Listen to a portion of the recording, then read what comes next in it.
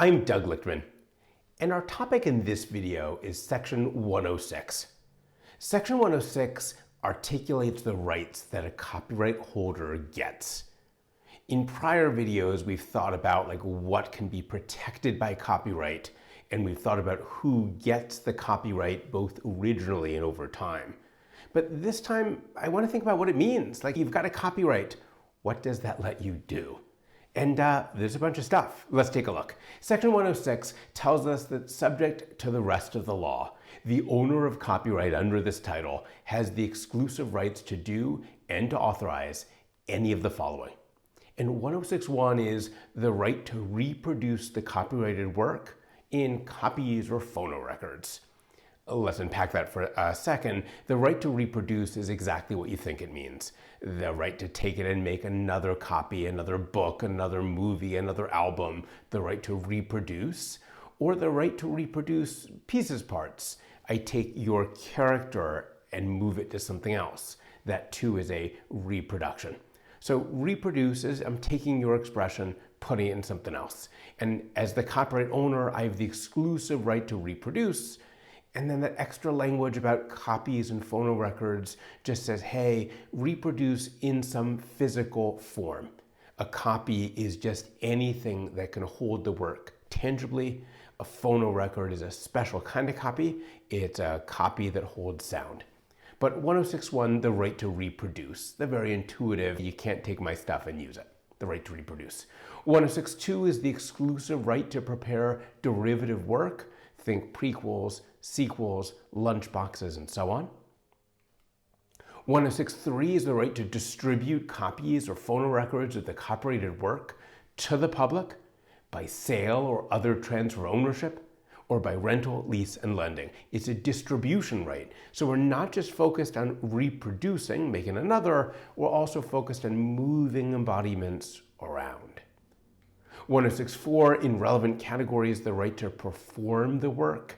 I wrote a play and you put it on in community theater. I wrote a song and you play in a public place. The right to perform. 106.5, the right to display. Think paintings, wood carvings, and so on. Section 106, 1, 2, 3, 4, and 5 is where we're going to focus, and it's articulating a bunch of rights that the copyright holder has that they can then either use or monetize. I want to say 4 things about Section 106. 4 things just to kind of get us started before we dig into the weeds.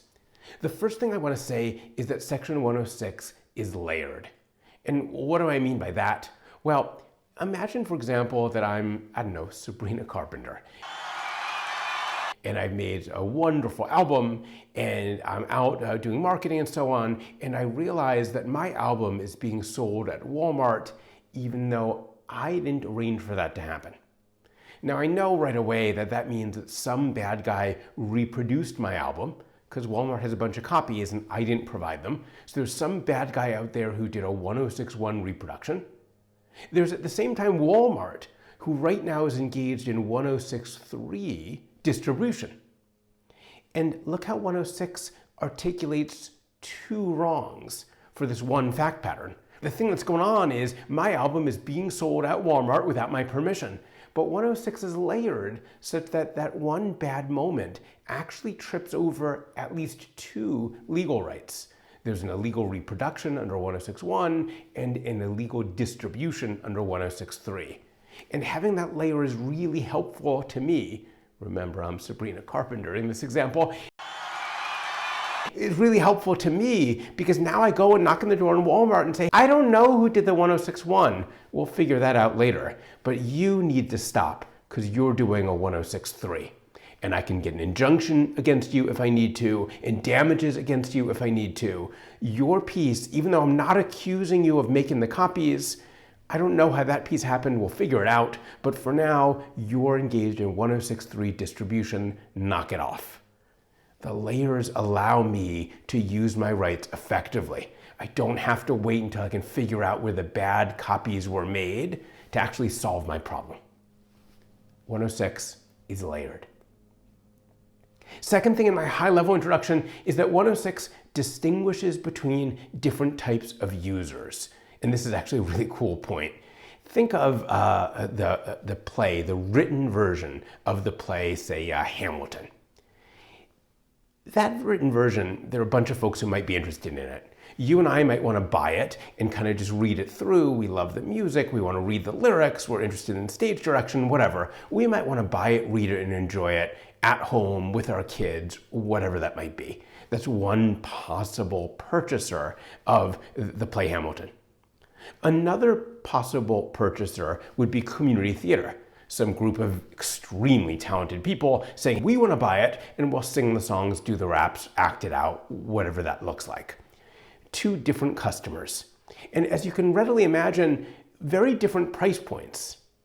If I'm selling Hamilton and I'm selling it to a normal person who wants to read it at home, that's what, a $25 transaction.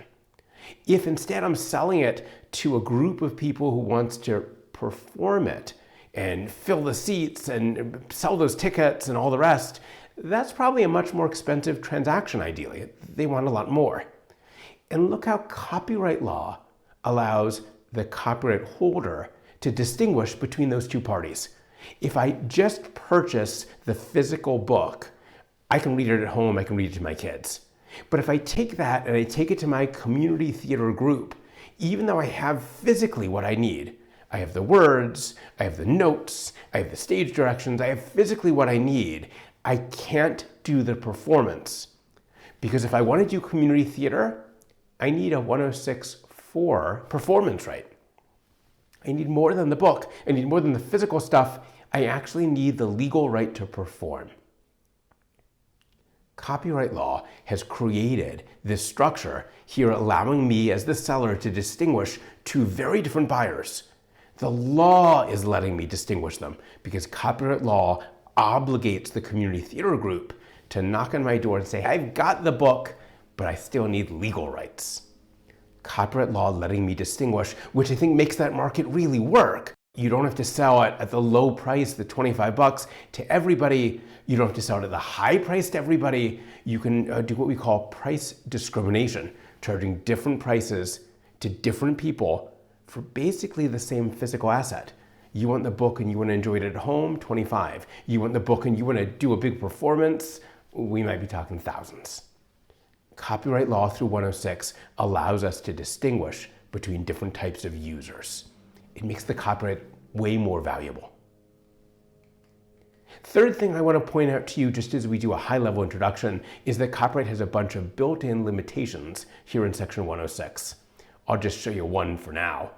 Under the performance right, we talk about performing publicly. In the case of relevant works, you have the right to perform publicly. That means that the performance right doesn't go to private performances. Singing in the shower or doing something for a very small group at home. Private performances are not included here. It's just public performances. And there are a bunch of words like that which we'll learn as we dig into 106 that constrain or better define the rights.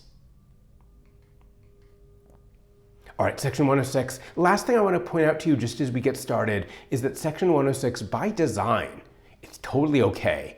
It doesn't cover everything. It's totally okay because remember, we're making an incentive system.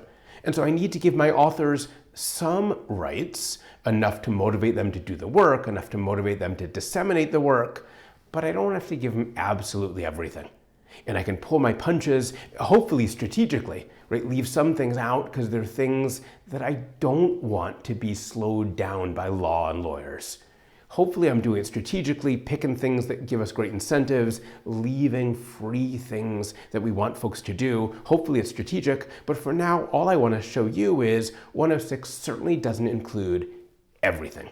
And my favorite example is actually a case I had my very first year when I was in faculty. I was teaching at the University of Chicago at the time. And the baseball team in Chicago, they play in a stadium you can see in the photo. It's an open air stadium.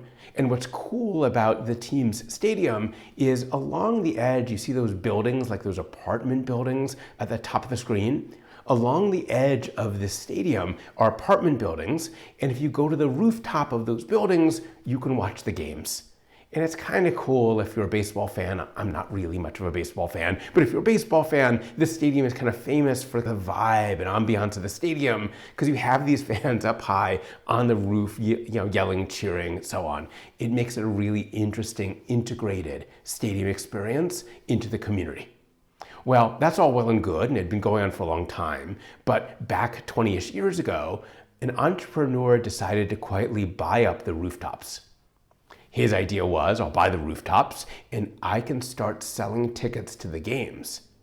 Indeed, I could do even better than that because I can offer up like a really high-end experience. If you're, IBM and you want to do an event for your best customers, instead of sending them to sit with the normal folks in the stadium, you go to the rooftop, they've got fancier drinks, better food, it's just your people.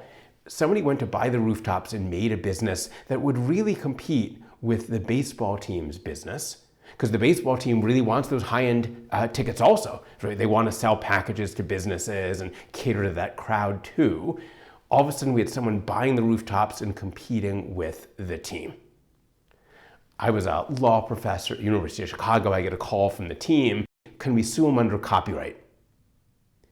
It's actually an interesting question, right? Would the baseball game be protected by copyright? Should we think of it like as purely functional, a set of rules and people doing stuff? Should we draw the analogy instead to like a performance, like a dance or some sort of play or musical, right? We'd have to think about whether it's protected at all, but put that to one side.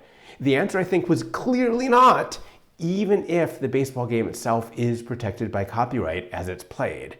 And the clearly not is, if you think of 106, there's no right to watch.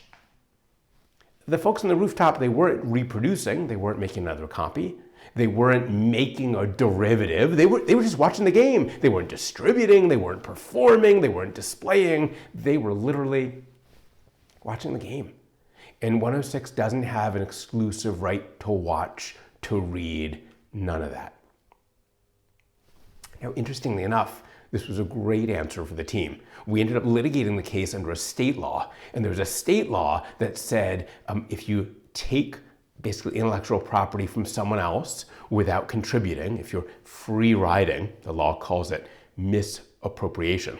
So if you engage in misappropriation, if you're free riding, there's a state law that you could use to say you can't take my stuff without paying, you can't take my stuff without asking. There's a default intellectual property rule in Illinois called misappropriation.